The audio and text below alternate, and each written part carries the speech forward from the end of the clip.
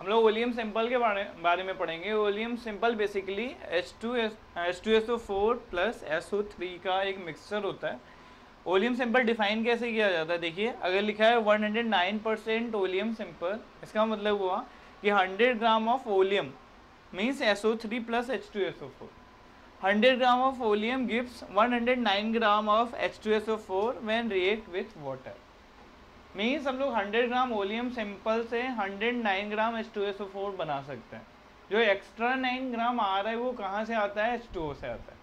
जैसे मान लीजिए हमारे पास एक क्वेश्चन है कि हमको 109% ओलियम सिंपल दिया गया है और हमसे पूछा जा रहा है कि उसमें फ्री SO3 कितना है या SO3 का परसेंटेज इस ओलियम में कितना है। तो देखिए 109% अगर ओलियम सिंपल है अपने पास, तो उसमें हम लोगों ने H2O ऐड किया, तो बताइए कितना H2O ऐड करेंगे हम लोग, 9 ग्राम करेंगे, क्योंकि ओलियम सिंपल 100 ग्राम है और बन कितना जा रहा है, फाइनली 109 ग्राम बन जा रहा है। तो मास कंजर्वेशन से हम लोग ये समझ सकते हैं कि जो 9 ग्राम एक्स्ट्रा आ रहा है वो किसका आ रहा है, वाटर का आ रहा है। ठीक है, वाटर रिएक्ट किसके साथ करेगा, अगर इसमें हम लोग वाटर ऐड कर दें तो वो H2SO4 के साथ तो रिएक्ट करेगा नहीं, वो किसके साथ रिएक्ट करेगा, वो SO3 के साथ रिएक्ट करेगा। ठीक है, तो SO3 प्लस H2SO4, अगर हम लोगों ने 9 ग्राम वाटर लिया तो 9 ग्राम वाटर का मोल कितना होगा, 9/18 इसका मोल होगा, तो 9/18 1/2 मोल। 1/2 मोल H2O के लिए आपको SO3 कितना चाहिए, अगर आपका H2O का मोल 1/2 है तो आपका SO3 का मोल भी 1/2 होगा। SO3 का मोल 1/2 है तो SO3 का वेट कितना होगा, 1/2 into 80 mole into molecular weight. तो ये कितना आ गया बताइए सॉल्व करने पे, 40 ग्राम। 40 ग्राम SO3 9 ग्राम H2O से रिएक्ट करके कितना H2SO4 बना लेगा, 49 ग्राम। मास कंजर्वेशन लगा दिया, 40 ग्राम प्लस 9 ग्राम 49 ग्राम। ठीक है, ये जो ओलियम सिंपल था ये कितना होता है, ये 100 ग्राम होता है। ये ओलियम सिंपल अगर आपका 100 ग्राम है, जिसमें अगर 40 ग्राम SO3 है तो SO3 का परसेंट कितना हो गया, 40% हो गया। ठीक है ना, SO3 40% हो गया। यहाँ पे 60 ग्राम H2SO4 था, यहाँ 60 ग्राम H2SO4 था, 49 ग्राम और मिल गया, तो पूरा कितना हो गया, 60 प्लस 49 109 ग्राम। वही लिखा है देखिए, 100 gram of oleum gives 109 gram of H2SO4 when react with water. ठीक है, 100 ग्राम से 109 ग्राम बनता है। एक और क्वेश्चन कर लेते हैं। मान लीजिए किसी ने दिया 118% दे दिया, 118% ओलियम सिंपल दे दिया है, तो फिर वैसे ही कर लोगे आप, करता हूँ मैं। 118 है मीन्स कितना वाटर ज़्यादा आ रहा है, 18 ग्राम वाटर ज़्यादा आ रहा है। ठीक है ना, 100 से 118 बन रहा है, 18 ग्राम ज़्यादा आ रहा है, तो ये अपना 18 ग्राम हो गया। ये 18 ग्राम है, इस 18 ग्राम का मोल होगा 1, 18/18 1 मोल हुआ ना, तो 18/18 कर दिया मैंने, तो ये हो गया 1 मोल। 1 मोल के लिए इसका 1 मोल चाहिए, इसके 1 मोल का वेट कितना होगा, 1 मोल का वेट मतलब 80, तो ये हो गया 80। तो 100 ग्राम में 80 ग्राम SO3 हो गया। 80 ग्राम प्लस 18 ग्राम दोनों मिलकर ये कितना बना देंगे, 98 ग्राम। ठीक है ना, तो देखो 100 ग्राम में 80% तो SO3 हो गया। ठीक है, 20 ग्राम H2SO4 यहाँ था, 98 ग्राम वहाँ बना, तो टोटल कितना हो गया, 118 ग्राम। ठीक है, तो ऐसे हम लोग बता सकते हैं कि कितना SO3 हमारे ओलियम सिंपल में। अगर मैं तुमसे ये क्वेश्चन पूछूं कि मैक्सिमम कितना परसेंट हम लोग ओलियम सिंपल बना सकते हैं, तो देखो कैसे सॉल्व करेंगे।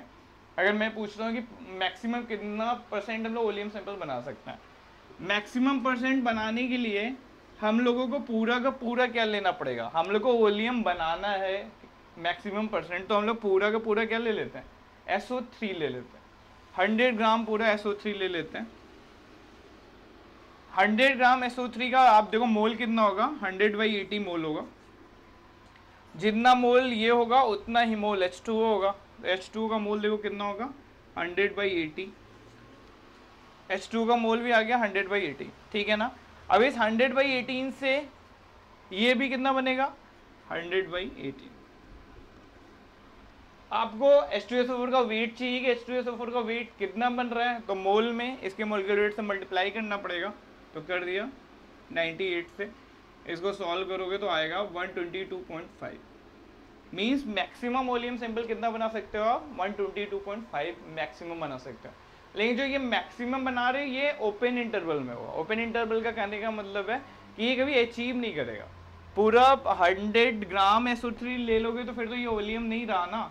आप क्या ले सकते हो, 99.999 ग्राम ले सकते हो, लिमिटिंग वैल्यू 100 की ले सकते हो। लेकिन पूरी की पूरा अगर तुमने 100 ग्राम SO3 ले लिया तो वॉल्यूम नहीं रहा, क्योंकि वॉल्यूम क्या है, SO3 प्लस H2SO4 का मिक्सचर है, ठीक है ना। तो मैक्सिमम वैल्यू, लिमिटिंग वैल्यू कितनी होगी, 122.5 होगी। मिनिमम वैल्यू कितनी होगी ये बताओ। मिनिमम वैल्यू की पूरा का पूरा क्या ले लिया, H2SO4 ही ले लिया, SO3 लिया ही नहीं, तो पूरा H2SO4 ले लिया, तो मिनिमम वैल्यू कितनी होगी, 100। मीन्स जो वॉल्यूम सैंपल का परसेंट होता है वो कहाँ से कहाँ लाई करता है, 100 से 122.5 के बीच में लाई करता है। तो हम लोग लिख सकते हैं कि जो वॉल्यूम सैंपल का परसेंट है, percent of volume sample, percent of जो आपका वॉल्यूम सैंपल होगा वह ये ओपन इंटरवल में 100 से बड़ा होगा और 100 122.5 से छोटा होगा। ये मैक्सिमम परसेंट होगा। वॉल्यूम क्या बताता है, वॉल्यूम बताता है कि 100 ग्राम मिक्सचर से हम लोग मैक्सिमम कितना H2SO4 प्रोड्यूस कर सकते हैं। अब आगे की जो क्लास होगी उसमें हम लोग टाइट्रेशन की कुछ प्रॉब्लम डिस्कस करेंगे। मैं आपको टाइट्रेशन सिखा रहा था, टाइट्रेशन में बहुत सारी चीज़ें सिखाई। अब ये एक लास्ट टॉपिक बचा है, ये टॉपिक सीखने के बाद हम लोग बहुत सारे क्वेश्चन सॉल्व करेंगे। एक इंडिकेटर का टॉपिक है, ये मैं आपको एक ट्रिक बता रहा हूँ, सिंपल सी ट्रिक है और वो ध्यान से सुन लीजिए, आसानी से सारे क्वेश्चन सॉल्व हो जाएंगे। अपनी ट्रिक ये है कि एक मान लीजिए जो क्वेश्चन आपके 12th में आपसे पूछे जाते हैं, IIT मेडिकल में पूछे जाएंगे, ये इसी पे बेस्ड होते हैं। दो इंडिकेटर हम लोग मोस्टली यूज करते हैं, फिनोप्थलीन और मिथाइल ऑरेंज। तो ये मैं आपको सिखा दे रहा हूँ। एक कंटेनर लिया है और इस कंटेनर में हम लोगों ने NaOH plus NaSCO3 plus Na2CO3 लिया है। ये केस लिया है, इससे आप सीख लोगे। कंटेनर में NaOH है, NaCO3 और Na2CO3 और ऊपर से हम लोग HCl ऐड कर रहे हैं, टाइट्रेशन कर रहे हैं हम लोग, HCl ड्रॉप OH गिराते हैं। तो अगर पहले हम लोगों ने फिनोप्थलीन इंडिकेटर लिया, तो हम लोगों को ध्यान में देना है कि अगर आपने फिनोप्थलीन इंडिकेटर लिया है तो NaOH का एंड फैक्टर 1 लेना है, Na2CO3 का एंड फैक्टर 1 लेना है। होता क्या है कि Na2CO3 जब NaSCO3 में पहुंच जाता है तो रिएक्शन रुक जाती है फिनोप्थलीन इंडिकेटर की प्रेजेंस में। तो आपको वो उस चीज़ को ध्यान में नहीं रखना है, आपको बस ये ध्यान में रखना है कि NaOH का एंड फैक्टर 1 लोगे, Na2CO3 का एंड फैक्टर 1 लोगे और NaCO3 इस रिएक्शन में पार्टिसिपेट नहीं करेगा अगर हमने इंडिकेटर फिनोप्थलीन लिया। ये ट्रिक बता रहा हूँ मैं कि अगर फिनोप्थलीन इंडिकेटर यूज कर रहे हो आप इस मिक्सचर में तो NaOH का एंड फैक्टर 1 लो, Na2CO3 का एंड फैक्टर 1 लो, NaCO3 को कंसीडर मत करो। अगर हमने मिथाइल ऑरेंज लिया, मिथाइल ऑरेंज लोगे तो NaOH का एंड फैक्टर 1 लोगे, Na2CO3 का एंड फैक्टर 2 लोगे और NaCO3 का एंड फैक्टर 1 लोगे। NaOH का एंड फैक्टर 1, Na2CO3 का एंड फैक्टर 2 और NaCO3 का एंड फैक्टर 1। ठीक है, जैसे मान लीजिए एक क्वेश्चन आया आपके पास। क्वेश्चन ये है कि पहले हम लोगों ने HCl ऐड किया, कितना वॉल्यूम HCl का यूज हो जाएगा टाइट्रेशन कंप्लीट करने में। ठीक है, किसकी प्रेजेंस में, फिनोप्थलीन इंडिकेटर की प्रेजेंस में, फिनोप्थलीन इंडिकेटर की प्रेजेंस में वॉल्यूम ऑफ HCl यूज निकालना है हम लोगों को। जो वॉल्यूम ऑफ HCl यूज होता है उसी को टाइटर वैल्यू भी आप बोलते हो। आपको basically volume of HCl use निकालना है, उसको टाइटर वैल्यू भी बोलते हो। ठीक है, तो अगर हम लोगों ने HCl यूज किया, HCl की प्रेजेंस में आपको पता है, मैंने ये बताया है, तो इक्वेशन क्या लिखेंगे, देखिए ग्राम इक्विवेलेंट ऑफ HCl, मैं यहाँ पे लिख रहा हूँ gram equivalent of HCl means HCl react कर रहा है, किससे किससे करेगा, gram equivalent of NaOH plus gram equivalent of Na2CO3। Gram equivalent of HCl किससे किससे रिएक्ट करेगा, gram equivalent of NaOH plus gram equivalent of Na2CO3 case indicator के प्रेजेंस में, फिनोप्थलीन इंडिकेटर के प्रेजेंस में। कहने का मतलब है, मान लीजिए इसका 1 नॉर्मल HCl ले लिया आपने और इन सबका 1 ग्राम ले लिया, सबका 1 ग्राम आपने लिया हुआ है और आपने पहले फिनोप्थलीन इंडिकेटर यूज किया। ठीक है, फिनो तो इसका ग्राम इक्विवेलेंट कैसे निकालते हो आप बताओ, नॉर्मेलिटी इनटू वॉल्यूम। तो इसका ग्राम इक्विवेलेंट ले लिया 1 इंटू वी, ठीक है। NaOH का ग्राम इक्विवेलेंट कैसे निकालोगे, ग्राम इक्विवेलेंट निकालने के लिए बताया था ना, क्या यूज करते हो, मोल इंटू एन फैक्टर। तो 1 ग्राम का क्या हो जाएगा बताओ, 1/40 मोल हो गया into n factor 1 plus 1/106 into 1। NaSCO3 participate नहीं करेगा। तो यहाँ से वॉल्यूम ऑफ HCl मिल गया। ये जो वॉल्यूम ऑफ HCl है ये क्या है, टाइटर वैल्यू है, कितना वॉल्यूम HCl का यूज हुआ टाइट्रेशन में। अगर कोई ऐसे क्वेश्चन पूछता कि पहले मिथाइल ऑरेंज ऐड कर दिया हम लोगों ने, अगर पूछा जाता कि पहले मिथाइल ऑरेंज ऐड कर दिया तो तीनों पार्टिसिपेट करते, तो फिर इक्वेशन क्या हो जाती, ये इक्वेशन मान लीजिए आपकी होगी फिनोप्थिलीन की इंडिकेटर के साथ, ये आपकी इक्वेशन हो गई फिनोप्थिलीन के साथ। अगर मिथाइल ऑरेंज किसी ने यूज कर लिया तो आप बताओ क्या हो जाता, ग्राम इक्विवेलेंट ऑफ HCl बराबर हो जाएगा किसके, gram equivalent of NaOH plus gram equivalent of Na2CO3 plus gram equivalent of NaSCO3। देखिए तीनों से पूरा रिएक्ट हो जा रहा है, तो आप फिर लिख लेते हैं कि gram equivalent of NaOH plus gram equivalent of Na2CO3 plus gram equivalent of NaSCO3, तीनों से रिएक्ट कर रहा है। अगर हम लोगों ने मिथाइल ऑरेंज यूज किया तो वो तीनों से रिएक्ट कर रहा है, ठीक है ना, तीनों से रिएक्ट कर रहा है। तो ये थोड़ा सा मैं हटाता हूँ ये, ठीक है। तो देखिए ना, अगर मिथाइल ऑरेंज है तो फिर वही 1 नॉर्मल, तो 1 इंटू वी।